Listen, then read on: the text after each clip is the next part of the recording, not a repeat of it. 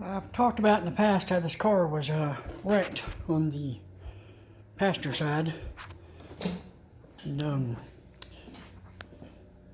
how the bottom of the A-post there was all twisted and mangled up, and the rocker panel was pushed in and downwards, and the floor pan was pushed upwards. But as I've said before, we replaced the floor pan and everything. But what I'm going to show today, a while back, this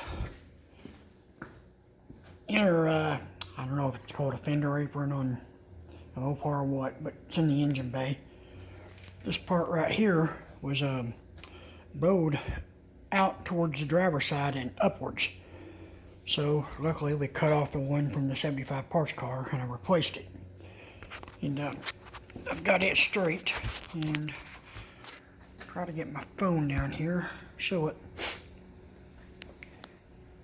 See, this part here is just barely sticking out in line with the hood right now.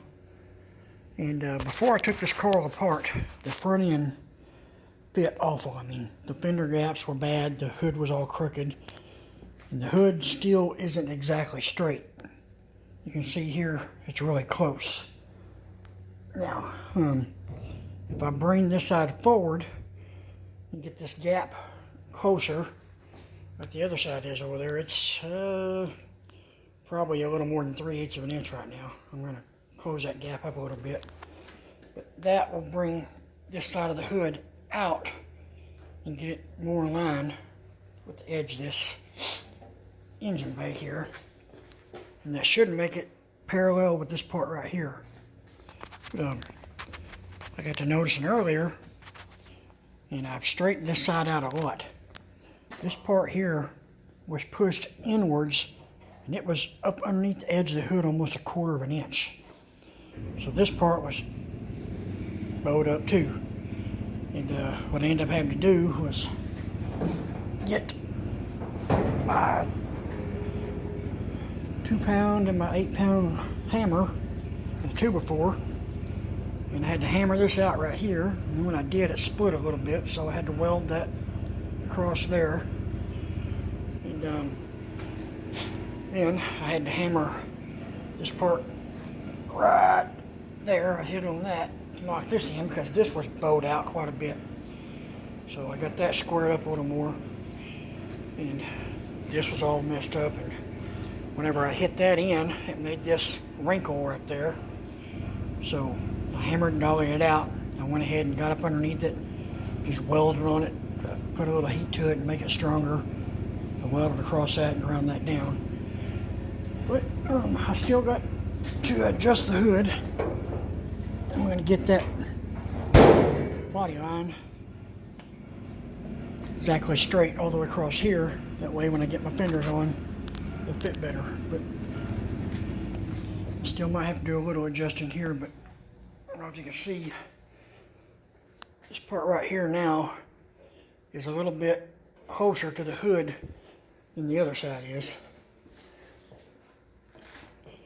Not by much, but if I move this side forward, that should kind of get this squared up.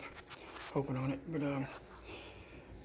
this old car, you know, it wasn't in bad shape. There's not a lot of rust on it. There was a substantial amount, but it's had its number of problems that I've been having to work on, and something that I initially thought was going to take me about 80 to 100 hours to work on and get it all, whole thing painted inside and out. It's taking much longer, but we're getting there. And let's see, I've got all this under here, Scotch-Brite roll locked. It's ready for primer. I still got to do some finishing up on the front here. I got most of it wire brushed off today. I got to go over it with the Scotch-Brite roll lock. Get the rest of that done. But I got to get some primer on this today. They say it's supposed to rain tomorrow, so I need to get primer on it so I don't get a bunch of moisture in there. But as always, like the videos and share and subscribe to the channel. Click the little bell for all the updates. Thanks.